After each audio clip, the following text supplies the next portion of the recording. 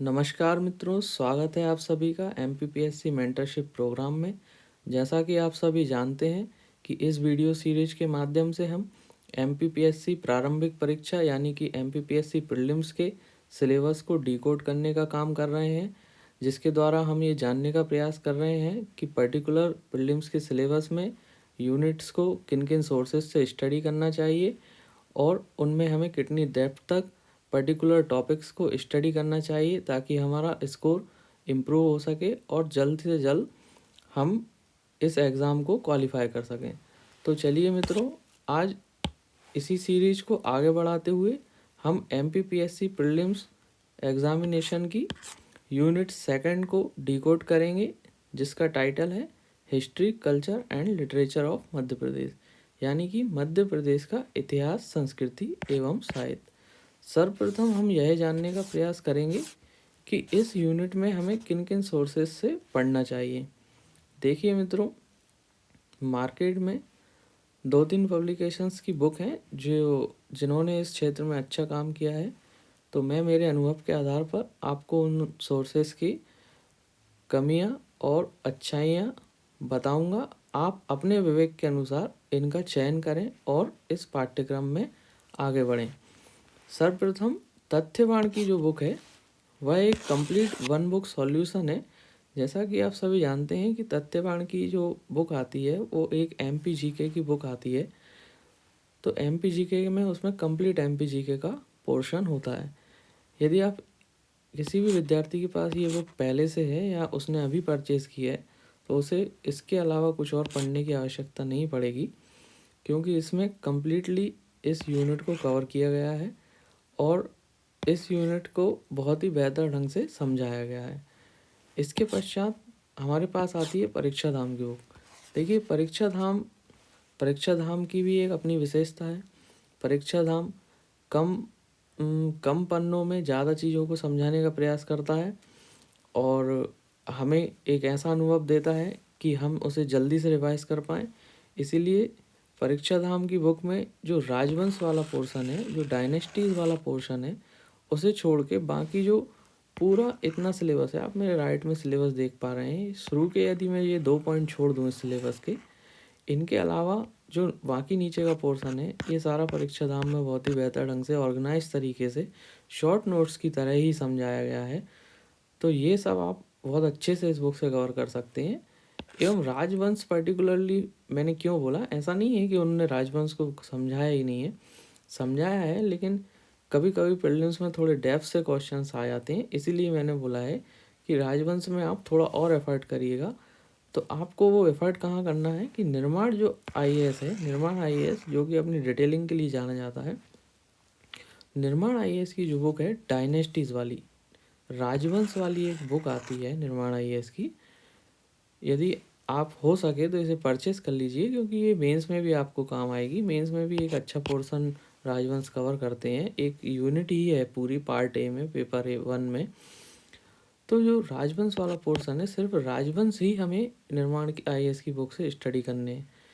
तो यदि आप इससे स्टडी कर लेते हैं राजवंश को, यानी कि डायनेस्टीज़ मतलब कि एंशियंट हिस्ट्री में जो भी हमारे एमपी में एंशियंट और मेडिएवल और मॉडर्न समय में जो जो भी राजघराने रहे हैं उनके बारे में पूरे डिटेल के साथ समझाया गया है इस यूनिट में। तो आप इस बुक से उन सारे राजवंश को स्टडी करिए और इसको पूरी डेप्थ तक तैयार करिए, क्योंकि इनमें से 1-2 क्वेश्चंस आने की संभावना होती है। ठीक है मित्रों, तो ये तो सोर्सेस की बात हो गई। अब हम मेन हमारा जो टाइटल भी है इस सीरीज का, कि हम इसमें डिकोडिंग करेंगे कि हमें किन किन चीज़ों पर ध्यान देना है। तो हम सबसे पहले इसमें सिलेबस को लेते हैं। सिलेबस के द्वारा ही हम इसमें आगे बढ़ेंगे। देखिए, सिलेबस को इसलिए लेके चलना ज़रूरी है क्योंकि एमपीपीएससी का जो एग्ज़ाम है उसमें सिलेबस के बाहर कुछ नहीं आएगा। और मैं मेरे अनुभव के आधार पे आपको बता रहा हूँ कि those who mastered the syllabus of prelims, they will be the master of MPPSC mains and interview also. क्योंकि प्रीलिम्स का सिलेबस ही आपकी पहली सीढ़ी की सफलता की कुंजी है। आपने ये ताला खोल लिया, आप धीरे धीरे मेंस तक पहुंच जाएंगे और धीरे धीरे इंटरव्यू तक पहुंच जाएंगे, और सारा कुछ ठीक चला तो ईश्वर की कृपा से आप इस एग्ज़ाम को क्वालिफाई भी कर जाएंगे। इसीलिए पहली सीढ़ी पार करना बहुत ज़रूरी है। इसी क्रम में मैं आपको बताऊंगा कि इस यूनिट में आपको किन किन टॉपिक्स पर ज़्यादा ध्यान देना है और उन्हें किस तरीके से स्टडी करना है। देखिए, आप बुक उठाएंगे, आपको चीज़ें तो सारी मिल जाएंगी, लेकिन उन उन पर्टिकुलर टॉपिक्स में भी आपको किन क्षेत्रों में ध्यान देना है, किस पॉइंट पे ध्यान देना है, ये मैं आपको बताऊंगा। तो सबसे पहले मैंने ये 2 पॉइंट लिखे हैं। जैसा कि आप सिलेबस में देख पा रहे हैं, मध्य प्रदेश के इतिहास की महत्वपूर्ण घटनाएं, प्रमुख राजवंश, स्वतंत्रता आंदोलन में मध्य प्रदेश का योगदान। देखो, ये जो 2 पॉइंट है ना, और बाकी ये सारे पॉइंट, ये दोनों पॉइंट इस पूरे सिलेबस के बराबर हैं, क्योंकि इसमें एमपी का प्राचीन इतिहास, एमपी का मध्यकालीन इतिहास और एमपी का आधुनिक इतिहास, ये पूरा का पूरा यहाँ कवर कर दिया है आयोग ने। थोड़ा हमारा सिलेबस अनसाइंटिफिकली डिज़ाइन भी होता है कि कहीं किसी पॉइंट में बहुत ज़्यादा चीज़ें रहती हैं, किसी पॉइंट में कुछ ही नहीं रहता। अब जैसे ये विश्व धरोहर वाला पॉइंट है, इसमें क्या है, सिर्फ 3 विश्व धरोहर स्थल है।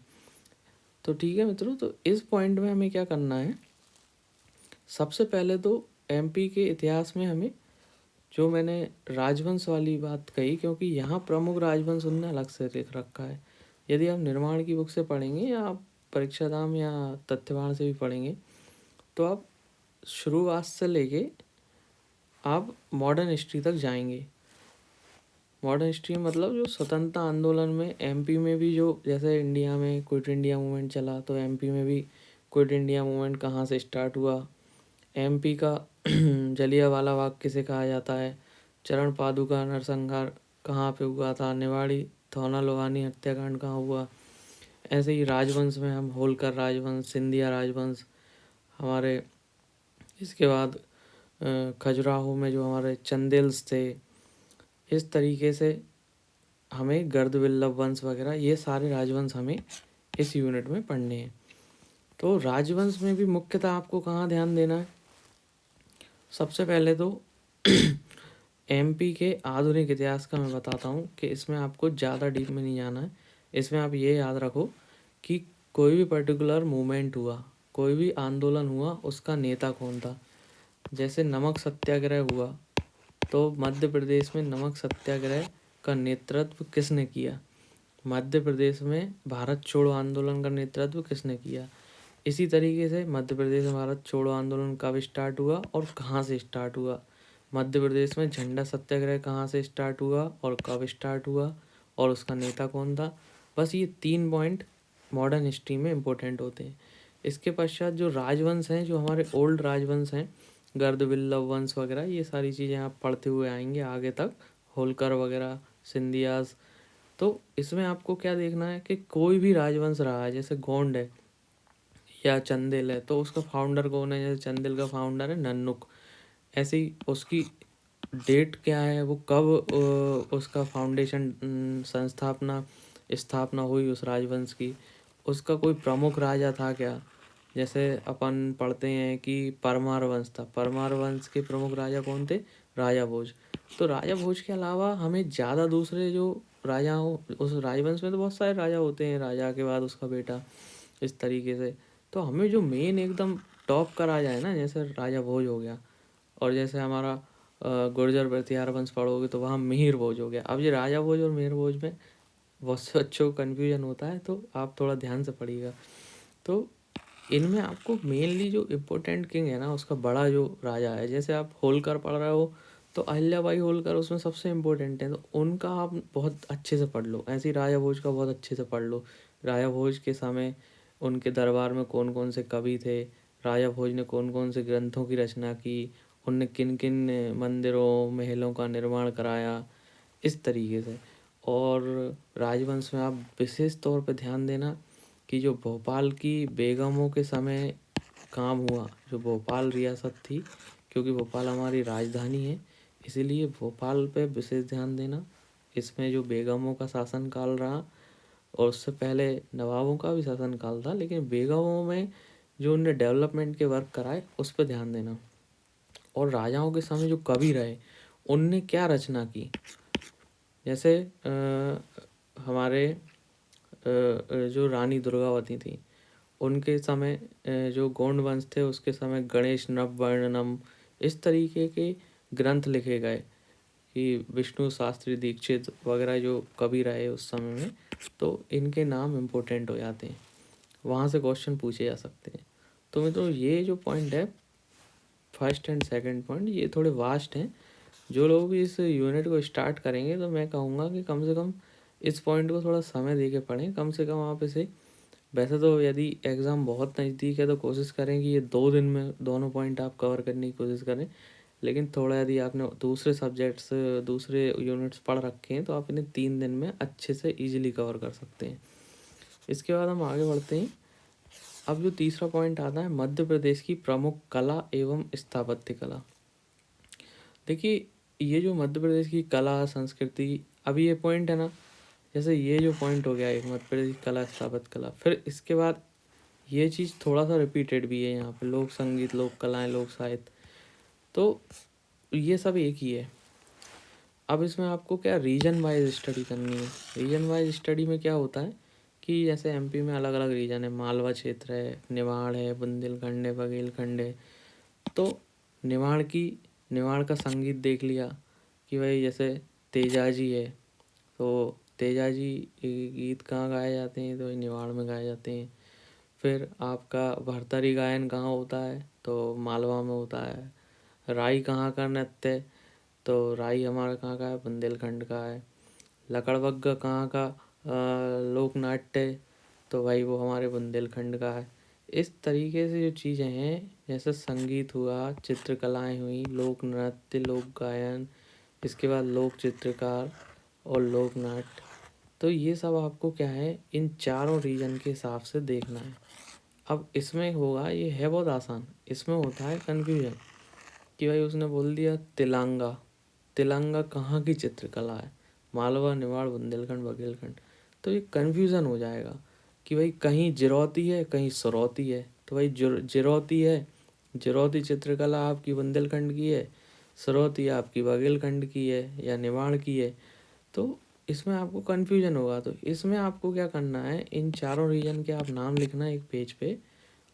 तो जैसे आपने लिख दिया संगीत, मध्य प्रदेश में संगीत, संगीत मतलब फोक सॉन्ग, और आपने 4 कॉलम ऐसे बनाए, तो इधर लिख दो मालवा, इधर लिख दो बुंदेलखंड, इधर लिख दो मालवा, इधर लिख दो बुंदेलखंड, इधर बघेलखंड और इधर निमाड़। तो ऐसे ऐसे करके इन चारों के टेबल तैयार कर लो, और सारी चीज़ों में आपको इन सारे पॉइंट्स की टेबल तैयार कर करके इनको डेली सुबह उठ के या जब भी आपको समय मिले, 2 पेज के नोट्स हो जाएंगे इनके, इनको रिवाइज कर लो और छोटी छोटी राइटिंग में बना लेना ताकि फटाफट रिवाइज हो।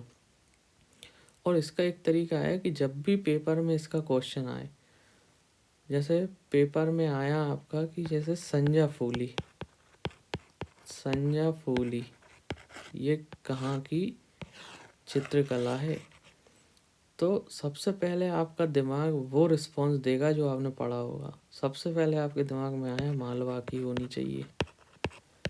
अब आप करेंगे ओवरथिंक, अब आपका दिमाग सेकेंडरी सजेशन देगा आपको, सेकेंडरी सजेशंस देगा वो आपको कि यार मालवा की नहीं, निमाड़ की भी हो सकती है, बुंदेलखंड की भी हो सकती है, बघेलखंड की भी हो सकती है। तो आप ना उस फर्स्ट ऑप्शन को ना, उस पर ध्यान ना देके आप रिमेनिंग 3 पे ध्यान दोगे। तो इस तरीके के जो टॉपिक्स होते हैं ना, जो बहुत थोड़े से कन्फ्यूजन वाले होते हैं, जिनमें सिमिलर सिमिलर सी चीज़ें होती हैं और हमें कन्फ्यूज़न करती हैं, तो यदि आपने उनका 2-3 बार रिवाइज किया है ना, तो क्वेश्चन आने पे जो सबसे पहले आपके दिमाग में आ रहा है वही उसका आंसर होगा। तो इसमें ये ट्रिक आप अप्लाई करना। तो ठीक है मित्रों, तो आप लोक नृत्य पढ़ लीजिए, लोक गायन पढ़ लीजिए, लोक चित्रकार। देखिए चित्रकार में मेनली इसमें ट्राइबल्स ही हैं, हालांकि ये अलग से भी हमारी बुक्स में दे रखी हैं, लेकिन आप जो ट्राइब वाली यूनिट पढ़ेंगे उसमें भी आपको ये सब मिलेगा। तो पेमा फात्या है, जोधैया बाई वेगा है, तो ये सब भूरी बाई हैं, ये पिथौरा चित्रकला हुई हमारी, डिगना चित्रकला, ये सब इस तरीके से हमें रीजन वाइज देखना है कि, और थोड़ा ये चित्रकार वगैरह ये ट्राइब्स के हिसाब से भी देख लेना कि भाई पेमा फात्या थे तो किस ट्राइब को बिलोंग करते थे। डिगना चित्रकला भील की है कि गोंड की है, पिथौरा भील की है या गोंड की है, इस तरीके से। जैसे माछ है, ये लोक नाट्य आ गया, माछ हमारा कहाँ का लोक नाट्य है, माछ हमारे मालवा का है। ऐसे ही गम्मत है, गम्मत कहाँ का है, निमाड़ का है। तो इस तरीके से आपको रीजन वाइज इसमें स्टडी करना है। और जैसे कोई माछ का अभी थोड़ा सा हाईलाइटेड भी है, क्योंकि माछ के जो वो थे एक प्रसिद्ध कलाकार, उन्हें अभी पद्मश्री भी मिला था हमारे मध्य प्रदेश से। तो थोड़ा सा आप इसको ध्यान रखना, उसके बारे में थोड़ा डिटेल में पढ़ लेना। इसके बाद हम आगे बढ़ते हैं, हमारा 4th पॉइंट आता है मेजर ट्राइब्स, मध्य प्रदेश की प्रमुख जनजातियाँ, उनकी बोलियाँ। इस तरीके से ये हमारा पॉइंट आता है। अब इसमें हमें क्या देखना है, देखिए जो जनजाति वाला पॉइंट है वो यूनिट 10 से पढ़ लेना, क्योंकि ये रिपीटेड है। ये जनजाति हम इधर नहीं पढ़ेंगे, ये थोड़ा आयोग ध्यान नहीं रखता, कभी कभी बहुत सारी चीज़ें इधर उधर हो जाती हैं, डबल डबल डुप्लीकेशन हो जाता है। तो यूनिट 10 में पढ़ लेना आप ये। इसके बाद यहाँ जो बोलियाँ हैं ना, ये बोलियाँ लिखा हुआ है, ये इम्पोर्टेंट है। देखो 4 ही बोली हैं हमारी मेनली, है तो वैसे 5-6 बोलियाँ हैं, लेकिन ये 4 बोलियाँ इम्पोर्टेंट है, मालवी, निवाड़ी, बुंदेली और बघेली, हुई मेजोरिटी एरियाज़ में यही बोली जाती हैं। अब इनमें भी आपको क्या कि मालवी की उप बोलियाँ, सबसे इम्पोर्टेंट होता है उप बोलियाँ, कि जैसे बोलेगा सोंदवाड़ी, सोंदवाड़ी किसकी उप बोली है, मालवी की है। इस तरीके से आपको याद रखनी है ये सारी, कि भाई बोलेगा खटोला, खटोला किसकी उप बोली है, खटोला है बुंदेली की। उप बोलियाँ विशेष तौर पे याद रखना। इसके बाद इनके जो शब्दकोश बने हुए, तो इनके शब्दकोश के संकलनकर्ता कौन है। जैसे मालवी शब्दकोश के संकलनकर्ता कौन है वो बताइए, मालवी को पश्चिमी हिंदी किसने बोला है ये बताइए, निवाड़ी के शब्दकोश के संकलनकर्ता कौन है, तो श्यामाचरण शुक्ल हैं, जो भी हैं, ये हो सकता है मैं गलत बोल रहा हूँ अभी। तो इस तरीके से आप इनको याद रखिएगा। अब ये बोलियाँ इम्पोर्टेंट इसलिए भी हैं क्योंकि ये मेंस जो हमारा है MPPSC का, उसका जो पेपर 5 है हिंदी का, उसमें बोलियाँ आती हैं 12 नंबर में। तो ये 12 नंबर का पोर्शन है, 12 नंबर इससे आपके सुनिश्चित हो जाएंगे। अब इसके बाद हम आते हैं हमारे 5th पॉइंट पर, मध्य प्रदेश के प्रमुख त्योहार, लोक संगीत, लोक कलाएँ, लोक साहित्य। अब देखिए जो लोक संगीत और लोक कलाएँ थी, ये हमने हमारे पॉइंट 3 में कवर कर लिए हैं। यहाँ हम आपको मेनली देखने हैं त्योहार। त्योहार तो देखो ये भी आपको रीजन वाइज ही पढ़ने पड़ेंगे कि कौन सा मालवा कौन सा बुंदेलखंड का, ये तो आप रीजन वाइज देखना, त्योहार आपको लिस्ट मिल जाएगी बुक में। इसके बाद जो त्योहार के अलावा भी कुछ चीज़ें होती हैं, जैसे होते हैं मेले। मेले बहुत फेवरेट हैं MPPSC के, मेले जितने मिल सकें आप उतने मेले रटो, एकदम रट लेना मेलों को, कि जलविहारी का मेला कहाँ है, कालू जी महाराज का मेला कहाँ है, नागाजी बाबा का मेला कहाँ लगता है, पावा पीर बुदान का उर्स कहाँ लगता है। इस तरीके से आप जितने भी मेले हो सकें इनको बार बार रिवाइज करना। इसके बाद इसमें पॉइंट आता है फोक लिटरेचर। देखो फोक लिटरेचर जो पॉइंट है वो पॉइंट 6 में, अभी इसके बाद जो पॉइंट आ रहा है वो वहाँ कवर हो जाएगा। तो इसमें मेनली आपको फेस्टिवल्स ही कवर करने हैं इस पॉइंट में। अब ये फेस्टिवल में आप क्या ना, जो ट्रेडिशनल फेस्टिवल है वो तो देख ही लेना, और बाकी जो गवर्नमेंट जो समारोह आयोजित करती है, जैसे मालवा उत्सव हुआ, निवाड़ उत्सव हुआ, इसके बाद तानसेन समारोह हुआ, खजुराहो नृत्य समारोह हुआ, इनकी जो डिटेलिंग है ना, जैसे उस्ताद अलाउद्दीन खां समारोह हुआ, इनकी जो डिटेल्स हैं, इनमें कुछ नहीं कि ये कब स्टार्ट हुई ये इम्पोर्टेंट है। अभी जैसे रिसेंटली 100, जैसे 1924 में तानसेन समारोह चालू हुआ था, तो उसे 100 साल हो गए हैं। ऐसे ही खजुराहो नृत्य समारोह को भी 50 साल हो गए हैं। तो ये कब चालू हुए थे, कहाँ पे होते हैं और अभी रिसेंटली इनको कितने वर्ष हो गए हैं, तो ये पूछा जा सकता है। और इनमें कुछ कुछ अवार्ड्स भी दिए जाते हैं, ये इम्पोर्टेंट है। और ये कौन सा समारोह कितने दिन के लिए आयोजित होता है। जैसे मालवा उत्सव शायद मेरे ख्याल से 5 या 7 दिन के लिए आयोजित होता है, तो ये आप याद रखिएगा, निवाड़ उत्सव कितने दिन के लिए आयोजित होता है। तो ये सब इसमें त्योहारों में इम्पोर्टेंट है। और मेले मैंने आपको बता दिया, मेले आप अच्छे से देख के रखना है इसमें। अब इसके बाद हमारा आता है important literary creators of MP and their literary creations, मतलब साहित्यकार मध्य प्रदेश के और साहित्यकारों की रचनाएं मतलब कृतियाँ। देखो इसमें मैंने लिख रखा है कि ये 100% क्वेश्चन आने की संभावना है, और इसमें हमें पूरी जानकारी चाहिए, पूरी डेप्थ तक पढ़ना है। और कोई भी रचना, किसी भी साहित्यकार की रचना जितना हम पढ़ सकें, थोड़ा बहुत इसमें नेट से भी आपको खोई ना पड़े तो पढ़ लेना। लास्ट टाइम 24 में तो इसके क्वेश्चंस थोड़े नहीं आए ज़्यादा, लेकिन 25 में आने की बहुत संभावना है। कभी कभी इसमें से दो दो क्वेश्चन आ जाते हैं एक साथ। तो देखिए इसमें आपको क्या करना है कि शुरुआत से लेके प्राचीन समय, जैसे कालिदास लिया आपने, तो कालिदास, पहली बात तो अब इनको कुछ कुछ तो आप राजवंश में पढ़ लेंगे। जब आप गुप्त वंश पढ़ रहे होंगे या गर्दविल्लभ वंश पढ़ रहे होंगे तो आपको कालिदास का वर्णन मिलेगा वहाँ पे, तो उसमें आप ये सब पढ़ लेंगे, इनके बेसिक बेसिक। अब इनकी रचनाएं पढ़नी है। भाई कुमार संभवम है तो किसकी रचना है, मालवी का अग्निमित्रम किसकी रचना है, और ये किस पर बेस्ड है, ये महाकाव्य है, उपन्यास है, ये क्या है। तो ये इस तरीके से आपको चीज़ें पढ़ना है। भर्तृहरि ने 3 शतक लिखे, तो वो उनके नाम बताइए। तो ये सब चीज़ें जो है ना, आपको थोड़ा ध्यान रखना है। अब इसमें जो अपने आधुनिक साहित्यकार थे उनकी रचनाएं बहुत ज़्यादा महत्वपूर्ण हो जाती हैं। जैसे माखनलाल चतुर्वेदी। अब माखनलाल चतुर्वेदी, इनकी रचनाएं तो इम्पोर्टेंट हैं ही, और ये चूँकि हमारे नेशनल फ्रीडम मूवमेंट में भी बहुत ही इम्पोर्टेंट एक लीडर के तौर पे भी इनकी भूमिका रही है। तो इनको कोई अवार्ड मिला हो, इनको पद्मश्री, पद्म विभूषण, इस तरीके से जो सम्मान मिले हों राष्ट्रीय, तो वो कब मिले, कौन से साल में मिले। जैसे इनको साहित्य अकेडमी अवार्ड भी मिला है, तो वो इनको किस रचना के लिए मिला, हिम तरंगिणी के लिए मिला या हिम किरीटनी के लिए मिला। तो ये कंफ्यूजिंग पॉइंट्स हो जाएंगे आपके लिए, आपको लगेगा, वही होता है देखो प्रीलिम्स में, लगता है कि भाई हमें सब आता है और ये मैंने पढ़ा है, ये तो मैंने कल ही पढ़ा था, लेकिन तो भी गलत हो जाएगा। क्यों हो जाएगा कि lack of clarity, lack of revision. तो आपको उसी पॉइंट पे स्ट्रेस देना है कि जहाँ कन्फ्यूज़न होने की संभावना है। ऐसे ही आप इसमें थोड़े से ऐसे साहित्यकार भी पढ़िएगा जिनकी चर्चा किताबों में कम है। अब शरद जोशी हैं, तो शरद जोशी का ज़्यादा नाम इतना ज़्यादा नहीं आता, लेकिन फिर भी पूछा जा सकता है कि भाई तिलिस्म किसकी रचना है, जीप पर सवार इल्लियाँ किसकी रचना है, सुभद्रा कुमारी चौहान की रचनाएं अभी रिसेंट में ही पूछी गई थी। तो इसमें आपको साहित्यकार में थोड़ा अच्छे से पढ़ना, इनको रट लेना, इनको बार बार रिवाइज करना। इसके बाद हमारा 7वां पॉइंट आता है धार्मिक, सांस्कृतिक, पुरातात्विक स्थल, मतलब religious, cultural and archaeological importance के प्लेसेस, मतलब ये टूरिज्म से रिलेटेड पॉइंट है। ये यहाँ आप देख रहा है ये वाला पॉइंट, 7वां पॉइंट। इसमें टोटल 9 पॉइंट है।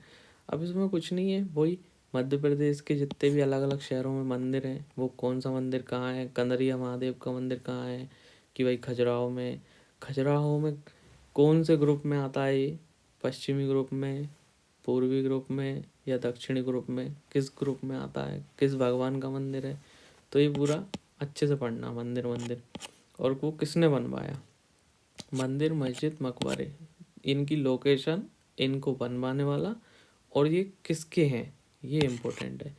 इसके बाद आर्कोलॉजिकल साइट्स में वही अपना, कि मान लो पूछ लेंगे माला देवी का मंदिर कहाँ है मध्य प्रदेश में, तो भाई वो ग्यारसपुर में है। हिंडोला तोरण कहाँ है, ग्यारसपुर में है। उदयगिरी की गुफाएं कहाँ है, विदिशा में है। ऐसे ही बाघ की गुफाएं कहाँ हैं, धार में है। इसके अलावा प्राकृतिक स्थल भी हैं, तो बायो हेरिटेज साइट्स हैं जैसे हमारी 3, नारो हिल्स, अमरकंटक और पचमढ़ी।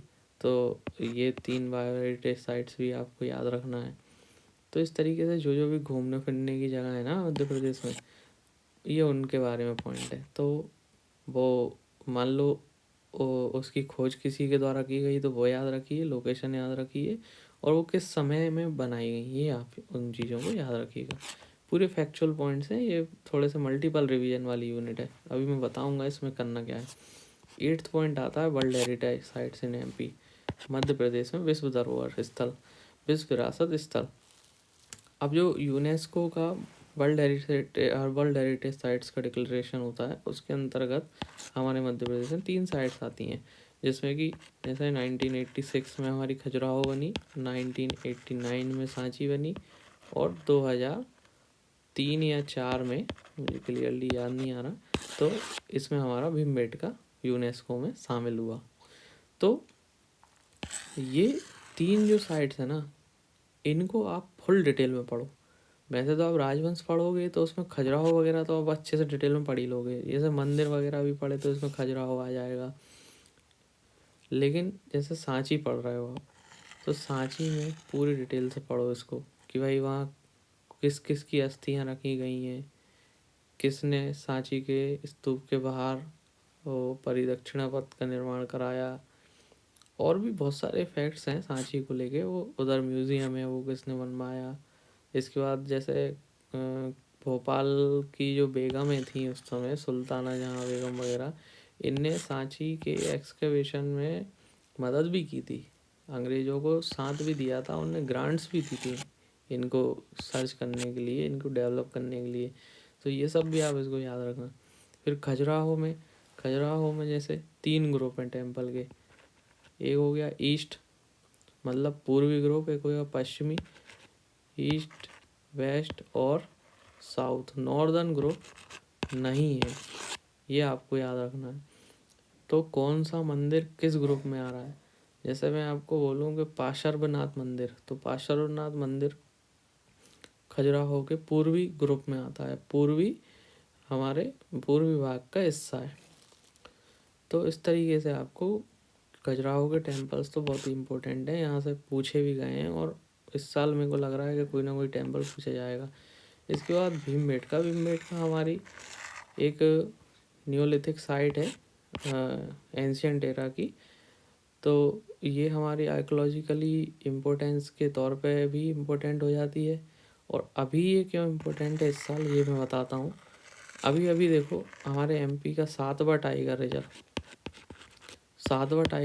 जो कि रातापानी टाइगर रिजर्व है रायसेन और सीहोर के बीच, इसका नोटिफिकेशन आया है।